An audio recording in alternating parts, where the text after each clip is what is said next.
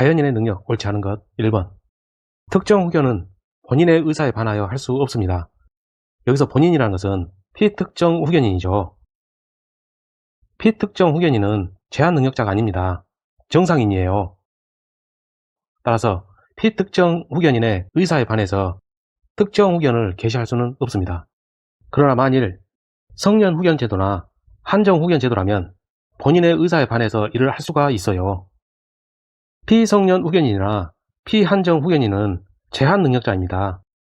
따라서 제한 능력자 보호상 이러한 제한 능력자의 의사에 반해서 가정법원이 일을 할 수가 있는 것입니다. 이 두 가지 제도를 구별해서 알아두세요.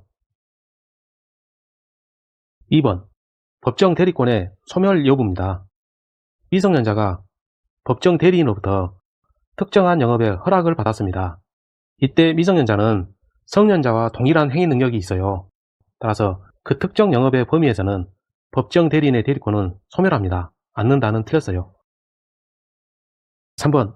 미성년자가 법정 대리인의 동의 없이, 즉 미성년자 단독으로 부담부 증여계약을 체결할 수 있냐의 문제입니다.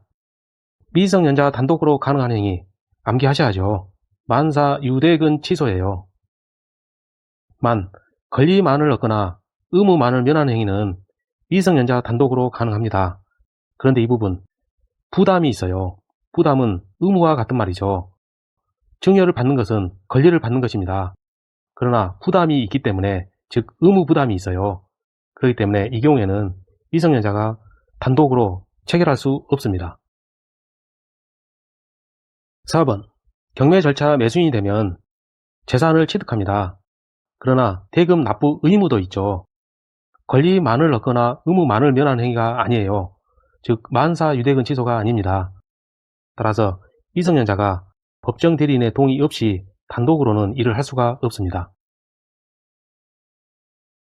5번. 미성년자가 속임수로 법정 대리인의 동의가 있는 것으로 믿게 했습니다. 이때는 취소권이 배제돼요. 그리고 또 하나 있죠. 피한정 후견인의 경우에도 마찬가지입니다. 그러나 피성년 후견인의 경우에는 안 돼요. 따라서 여러분은 한미동의 이렇게 암기하세요. 한미동의 관련해서 취소권 배제 규정이 적용되는 것이지 피성년 후견인에서는 이러한 제도가 적용되지 않는다는 점을 기억하셔야 됩니다. 제한 능력자의 법률행위 옳은 것 1번. 미성년자가 부동산을 경매 절차에서 매수하게 되면 부동산 취득도 있지만 대금 납부 의무도 있어요. 즉 권리만을 얻거나 의무만을 면하는 행위가 아니죠. 따라서 법정 대리인의 동의 없이 미성년자 단독으로 일을 할 수는 없습니다. 2번. 법정 대리인이 재산의 범위를 정해서 미성년자에게 재산 처분 허락을 했습니다. 그렇다 할지라도 법정 대리인은 여전히 그 재산 처분에 관해서 미성년자를 대리할 수 있습니다. 없다는 틀렸어요. 그러나 만일 이 부분을 영업 허락으로 바꾸게 되면 다르죠.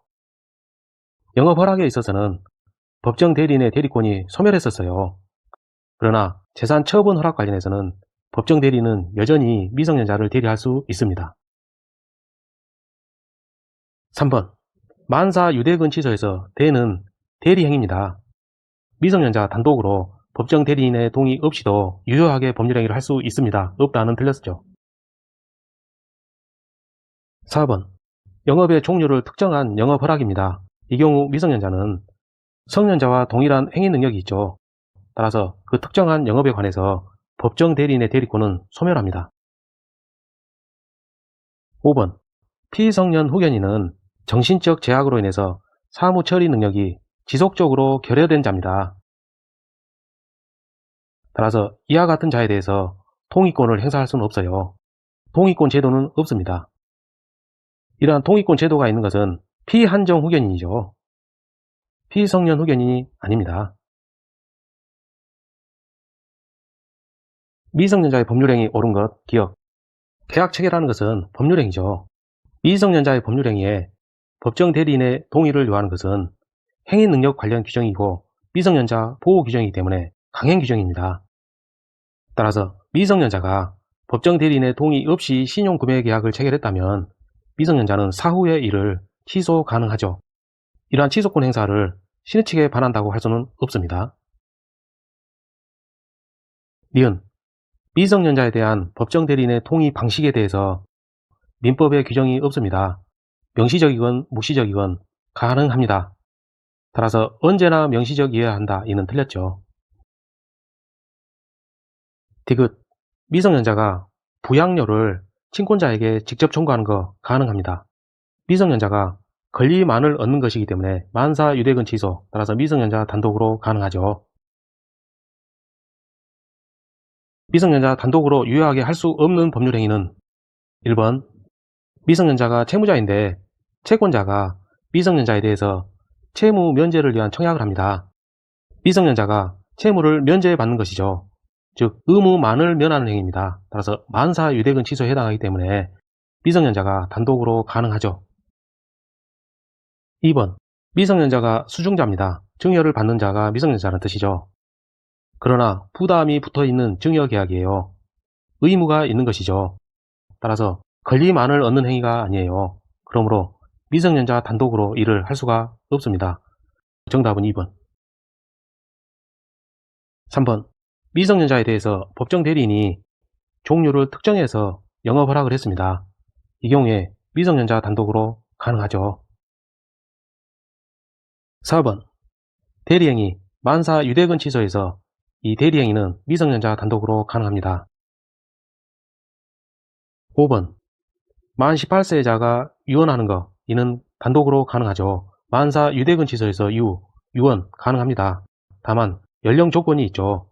만 17세 이상자는 유언이 가능해요. 만 18세자도 가능하죠.